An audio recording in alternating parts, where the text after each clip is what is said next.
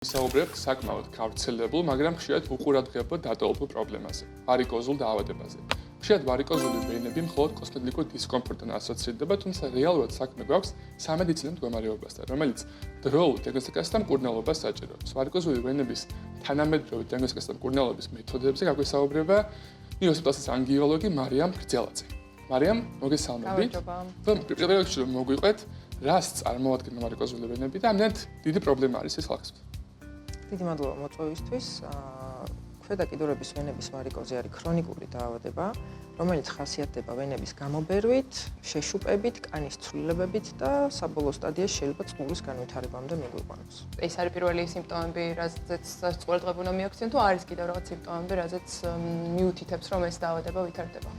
პირველი სიმპტომები შეიძლება იყოს, რა თქმა უნდა, კოსმეტიკური სიმპტომი, როგორიც არის ვენების გამობერვა, ეგრეთ წოდებული სისწარღვოვანი ვარსკვლავების გაჩენა, თუმცა შეიძლება ვენებით არ დაიწყოს ეს დაავადება და დაიწყოს სიმძიმის შეგრძნებით, დისკომფორტით, საღამოობით შეშუპებით, ეგრეთ წოდებული მოუსვენარი ფეხების სინდრომით და ღამით კუნთების ეგრეთ წოდებული გაკვანძვით, ან კრამპებით, როგორც ჩვენ ვეძახით. როგორც ახსენეთ, ხშირად ასოცირდება, რომ ეს პრობლემა არის მხოლოდ ვიზუალური და კოსმეტიკური. მაგრამ ასე მარტივად ეს მდგომარეობა არ არის, რატომ არის მნიშვნელობა, რომ ამას ყურადღება მივაქციოთ?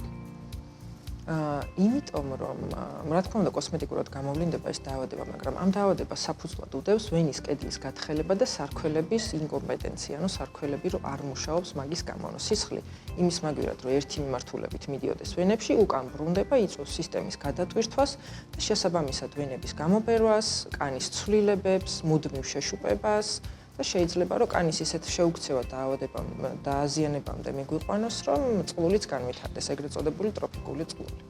მე მსმენია ხშირად, რომ ბევრი ფიქრობს, რომ აი დარღვევი რო გამოჩნდება, ეს არ არის ეგეთი საშიში თუ საგანგაშო და ყურადღებას არ აქცევს ხოლმე. და რამდენად სწორი არის ესეთი მიდგომა თქვენი გამოწვევა? მარტო ძარღვების გამოჩენა შეიძლება არ იყოს საგანგაშო ნიშანი, მაგრამ თუ ამ ძარღვების გამოჩენას თან ახლავს დისკომფორტი, მოუსვენრობა, ღამით კუნთების გაკვანძვები ეგრეთ წოდებული, შეიძლება უკვე ვიფიქროთ, რომ რაღაცა ცოტა უფრო ღრმა პრობლემასთან გვაქვს საქმე. დიახ, როგორც ახსენეთ, რომ შეიძლება ამ დაავადებას ჰქონდეს საკმაოდ მძიმე გართულება, რომელიც არის წყლულის გაჩენა, სხვა რა გართულებებთან გვაქვს საქმე და თავად ამ წყლუსაც ვეხებით, ესეც არ არის მარტივი მდგომარეობა, ხო, ეს საკმაოდ სერიოზული დაავადება. კი ბატონო, წყლული თავისთავად ძალიან კომპლექსურ მიდგომას საჭიროებს, აქ საჭიროა ინფექციის კონტროლი, კანის შეხორცებაზე ზრუნვა და ასე შემდეგ, რა თქმა უნდა, ტკივილი და გამონადენი. რაც შეეხება სხვა შეუქცევად ცვლილებებს, ვარიკოზული ვენები შეიძლება დაითრომბოს, დაემართოს ადამიანს ეგრეთ წოდებული ვარიკოთრომბოფლებიტი, შეიძლება გაჩნდეს კანის პიგმენტაცია, კანი დასკლეროზდეს, ჩვენ ამას ლიპოდერმატოსკლეროზს ვეძახით, როცა ამ მუდმივი ანთებების და მუდმივი შეშუპების გამო კანი იცვლება, მაგრდება, უფრო თხელდება და მიდრეკილია დაზიანებისკენ და შესაბამისად წყლულის გაჩენისკენ. რისკ ჯგუფებზეც ვინ არიან ამ დაავადების რისკ ჯგუფები უფრო ხშირად?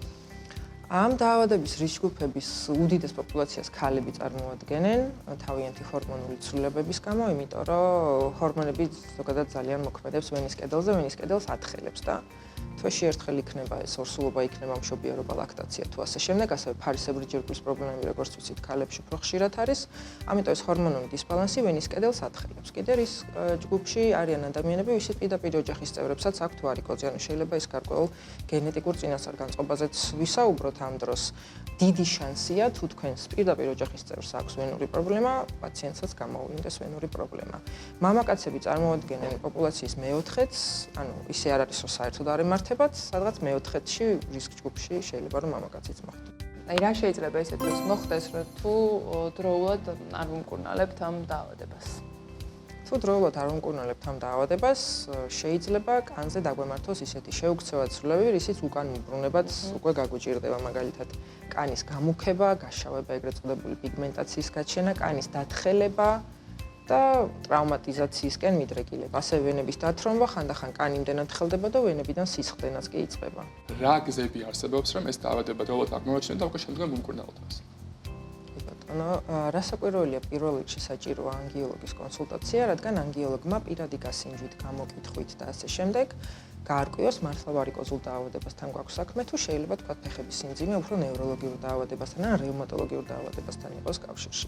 როცა გამოვლინდება რომ ეს შეიძლება იყოს ვენური დაავადება, დიაგნოსტიკის მეთოდი ძალიან მარტივია, ჩვეულებრივი ექოსკოპია, უბრალოდ ვენების ეგრეთ წოდებული ქვედაკიდურების ვენების დუპლექს სკანირება, რომელიც არაინვაზიური უმტკივნეულო კვლევაა, ჩვეულებრივი ექოსკოპია და ამ ექოსკოპიური კვლევით ჩვენ ვაფასებთ ვენების სარქველებს, ღრმავენების მდგომარეობას, თრომბოზის არსებობას და ასე შემდეგ. რითაც შემდეგ ისაზღვრება მკურნალობის ტაქტიკა.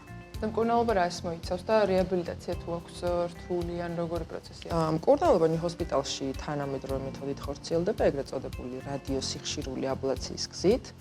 ამ პროცედურას არ ჭირდება ნარკოზი, იმიტომ რომ ფაქტობრივად უმტკივნეულოა, იმის გამო რომ ნარკოზი არ ჭირდება, კლინიკაში დაყვანებაც საჭირო არ ხდება, პროცედურიდან 2-3 საათში პაციენტი ჩვეულებრივად თავისი ფეხით მიდის სახლში. რეაბილიტაციის პროცესით მარტივია, ერთადერთი ვეუბნებით ხოლმე, რომ სიმძიმის აწევისგან თავი შეიკავონ პირველი 10 დღე და კომპრესიული ტრიკოტაჟი, ანუ კომპრესიული ჩულკი ატარონ.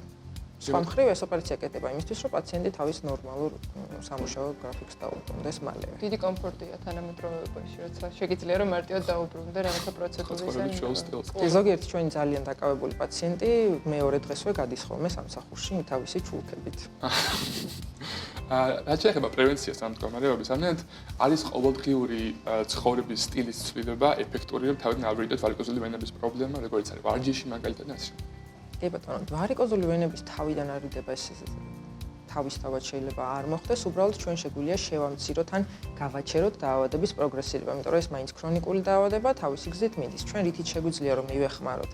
ეს არის რომ წონაში არ მოიმატოს პაციენტმა, ჰორმონული დისბალანსი, ასე ვთქვათ, დაარეგულიროს, ზომიერი ფიზიკური და ჯანსაღი ფიზიკური აქტივობა, ცხადია მოწევის და ალკოჰოლის მიღებისგან თავის შეკავება, ზოგადად ჯანსაღი ცხოვრების წესი ყველა ქრონიკული დაავადების პროგრესირებას შეანელებს. თქვენს გამოცდილებაში ყველაზე ხშირად რა ეტაპზე მოგმართავენ ხოლმე პაციენტები დაავადების განვითარების რა ეტაპზე მოდიან ხოლმე თქვენთან? როგორც წესი, აქ ორი უკიდურესობა არის ხოლმე, ან მოდიან ხოლმე ის თავიდანვე ოდნავ შეშუპებას, როგორც კი შეამჩნევენ ხოლმე ძირითადად ახალგაზრდა გოგონები და ლამაზი ქალები, ან მოდიან ხოლმე უკვე ხანში შესული ქალები, ან მამაკაცები, რომელთაც უკვე წყლულის ეტაპი აქვთ და უკვე სხვა ყველაფერი მოსინჯეს, მათ შორის ხალხური სამკურნალო მეთოდებით და უკვე რომ აღარაფერმა აღარ იმუშავა. მე გადაწყვეტეთ ესე. აი ამ უკვე განვითარებულ ეტაპზე როგორ ხდება ამის მართვა უკვე და შეჩება სწორი მიდგომის. უკვე განვითარებულ ეტაპს გულისხმობთ. როცა უკვე გვაქვს წყლის მდგომარეობა ფეხებში, ათრომბოლებითი მაგალითად არ განვითარებული იყო წასვლა. კი ბატონო, თუ არის ვარიკოთრომბოფლებიტი, ანუ ამ ვარიკოზული ვენების დათრომბა, რა თქმა უნდა, მკურნალობთ სისხლის გამათხელებლების თერაპიული დოზით. რაც შეეხება წყულს ჭირდება უფრო კომპლექსური მიდგომა, როგორიც არის ინფექციის კონტროლი, რომ ეს წყული არ დაინფიცირდეს. სისვლის კონტროლი, იმიტომ რომ წყული როგორც წესი, სველი გარემო და სველგარემოში ჭრილობები ცუდად ხორცდება, მუდმივი შეხვევები, თერაპია და ასე შემდეგ. ამიტომ როგორც ყველა დაავადება ბოლო სტადიაში გაცილებით უფრო რთულია მისი მართვა და მკურნალობა, ამიტომ ყველას ურჩევთ ხოლმე, რომ დასაწყის სტადიაში მიმართოს. უფრო მარტივია. კი, ნამდვილად ასეა. დიდი მადლობა ამ თემაზე როგორ საუბრეთ. მე მგონია ხალხი უფრო გაითვალისწინებს და ადრეულ დონეზე, ადრეულ ეტაპზევე როგორც ახსენეთ. მოგმართავენ რომ ნამდვილად. მოგმართავენ. დიდი მადლობა მოწვევისთვის.